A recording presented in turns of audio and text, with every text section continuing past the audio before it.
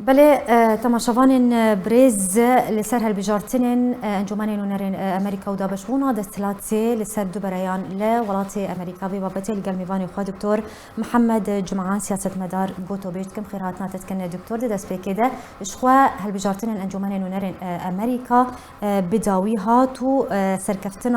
سركفتنا بارتيا كوماريان بيغومان اگر مسر انجامن وان هالبجارتنان بسكنن بانجامن بيجن هالبجارتين انجمن نونرين امريكاوي چه باندور لسياسة امريكا يادر و بگشتي بكده دست بكت كرم بك. الو روج باش قالك بخير دكتور. قال لك سباس و دعوته وريزو سلاب جبو و تماشاوانه و سرچاوه و البته ابایا يعني زانن وتماشاوان زانن كو لامريكا دو كاميرا اي كونغرس هنا بجري هر دو سالان جاره که اول بجارتن چیربی يعني اي نصفي جاره بيجن البته اوا هالبجارتن انا براسيجي هر ده طرف جي قال لك نيجي كي هبن قال لك تم کار دبک و کی جان گلو و کنگرس دا کی جان پرانیا دنگام به دست خواهی وجه البته افجی وکی به لیسکا دموکراتیه قانون وهاد بیجه کو ای دنگان زیده به و بریار بهتر قانه به دنگان بهتر به و بریار و دستی وام دا به کنگرس دا وجه بو پرساته يعني سروک امریکا جبر رنگ نظام به وی رنگی سیستم وانا سیاسی وی رنگی کو سروک يعني کنگرس قانه استنگیان قانه ریبری قانه يعني هم بيجن تأثير أخوة هبه لقرار سروك در ويولات يعني أو بمعنى بريار قانه يعني سينوردار بكي بريار اخوة سياسة دربا نعم مثلا نمونه که وکی هلبت بلکی تبه پرسیجی لی ایرو تشتی کنها جبو شر ما بين روسيا واوكرانيا لور امريكا قال لك اليكاريا اوكرانيا دكي ليه ما ترسي اوكو او تشتي كونها حكومتها امريكا يعني سروكاتيا بايدن جمهوري تبحثا بيش بتشون اوكرانيا كدكتور يعني قالوا بيوندي يانجي بيونديا بيش بتشون اوكرانيا بدر انجامين هالبجارتين انجمانيا نونرين امريكا هي يانات بجريد ديانا وهي بشك نعم هلبت بريار يعني وقت دو سروكي جمهورية کو نکانه به يعني یاجی ریب بگیرن کو آلیکاری به وی رنگی خورد وکی نها بردوام بکه يعني راسته بریار سروک دده لی اوه خورد بونه جاره کانه کنگرس بریاره بده بیجه ام به آلیکاری رادوستینن یا کم دکن یا چارا کدید بینن يعني کانه و بریاره کانه وی کاری راگره کانه سیروردار بکه کانه بریاره کده بده جبر پرانی دنگ وانه هلبت کانه تأثیر بکه کانه و مسئله و بی شری او جی يعني پیوندیان امریکا یا او یاردمیا امریکا به بی رنگی بوکرانه بکه کانه سینوردار بکه يعني اف هلبت مترسی دور ده براستی جی کو کوماری کانن به لیستکه بکن کانن زور اخوا تأثیر اخوا لوی کاری بکن جبر ایرو امریکا سرپرشتیا و یاردمیا ایرو کو ددنا دنیا باش برز يعني افضا بشبونا دستلاتي لامريكا نابرا كوماريان وديمقراطيان ده شو هيك جير هي ام كارم بيجن نشانه ويك داكو ام بيجن جو بايدن سروك امريكا د سياسه خويا دربه ونافخويده بسر نكت ابجكتيفي واتي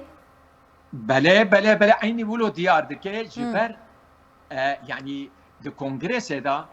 هلبت يعني وقت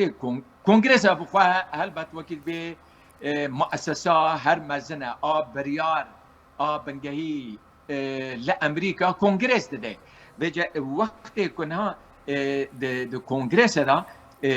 بريارا براني کو که دا بسر بس يعني دنگ پر که بون او بريارا ده يعني دفر ده هلبت او يعني وقت ديمقراطية دنگ كيم كر پراني بو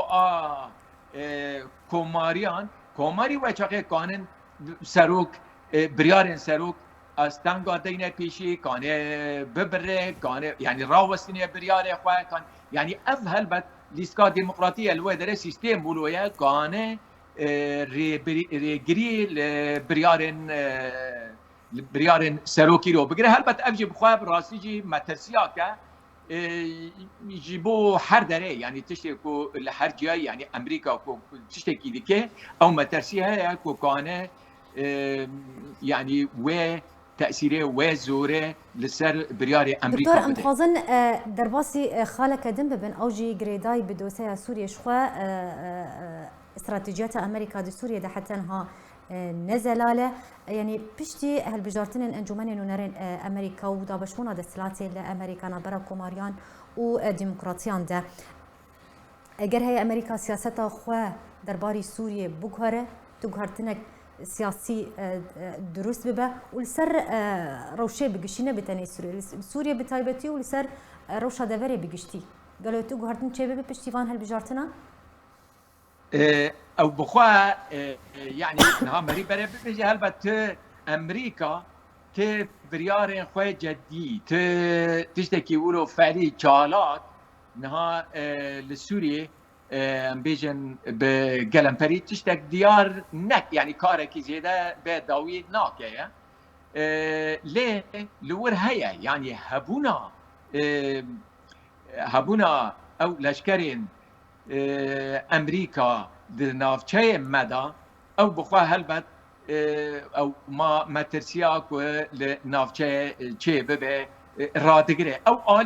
آلی که تجي هلبت امريكا حتى انها بريارة خوي سياسي دبيجيك وحتى روجه ايرو كو سوريا چارة سيريا سوريا و سياسي ببه وهين بنگها چارة سيريا دبن قانونا او بريارة يكتير نتوان 22 بيجه و 4 يعني او آلي سياسي حتى انها امريكا چارة سيريا بوي رنگي دبينه و يعني الروش في اوائل راوستيها ليه مريض الترسيه براستيجي ايرو افدا بشبون كل صالحي كوماريانا و ايرو يعني بوي رنگي مريكانه بيجي كتشت وورنا قهارتن بالتاكيد والرولا كوماريان زياده ببه و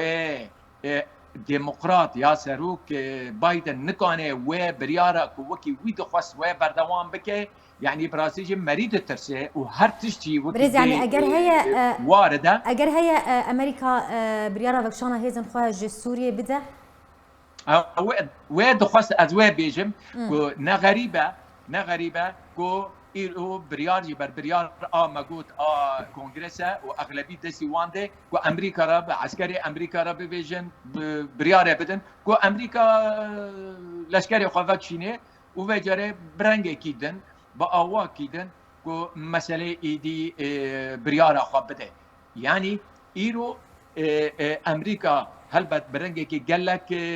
ضعيف بالکش د نافچه دا مایا تدور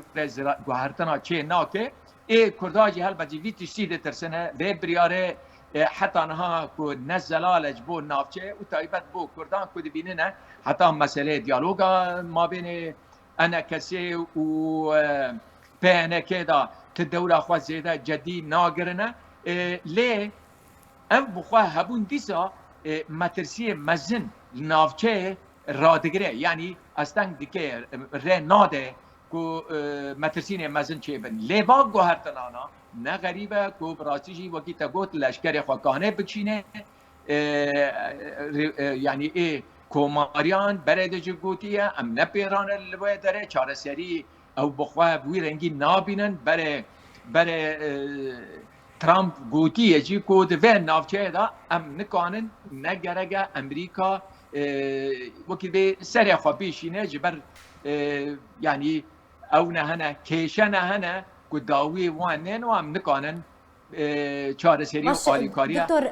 سەبارەتی رژیما ئەسەد دکتۆر داوین پرسیار دixwazim ji te bipirsim ji xwe beriya çend salan ve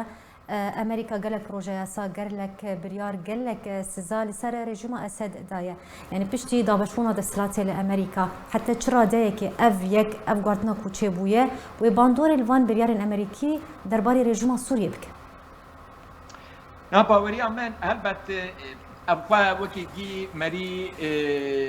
سیناریۆنە هەر تشت واردە لێ تشتێک کۆمەری یعنی ئێچکی ئەم بێژن کۆ سیاسەت دشۆپینێ و دنێرە و چێ دەبن براستیژی لە سیاسەتا ئا کۆماریە دەما ترامدا و حتا ڕۆژە ئیرۆ تشتێک سیگنالێک و دشینن یعنی دیار دەکێ براستیژی باوەریان من وەیە گوهرتن نەچێ ببن و گوهرتن باوریان من کۆماری و بریارێ بدن کو و دوورە چارەسەرییا کێخن دوورە کو دەورە ئەمریکا تێدا خورد ببێ مەریژ وێ دەترسێ هەلبەت براستیژی کو یعنی ڕەوشا سوورێ تەڤایی کون ئێدی خۆژیە بکشینن دەورەخواهی زەعیفتر بکەن وێ لێ ئەبێژم تەوی وی هاویژی وقتی کجی بکشن یعنی تابی برای شکی دبیجم کو او سستبونا بریارا امریکی یا دوره امریکی یا رول امریکی در سوریه دا و نج صالحی سوریه به و نه صالحی کردا به و نه صالحی چاره سریع سیاسی به جبر کسی دن وکی ایران وکی روس وکی ترکیه زیاده کانن دوره خو زیاده ببلیزن به دوره که امریکی آری کی دیجی هیا کو هلبت اف يعني بريارة سياسي باوريا من يعني كشارة سريا سياسي بله ما قلت بيسو دبينجا وشار باوريا من أمريكي قلبيش و باناده و تمل دوبيا بله زور سپاس ماته و أبتش بدوك هذا و بشارة لكنجي أو جهالبت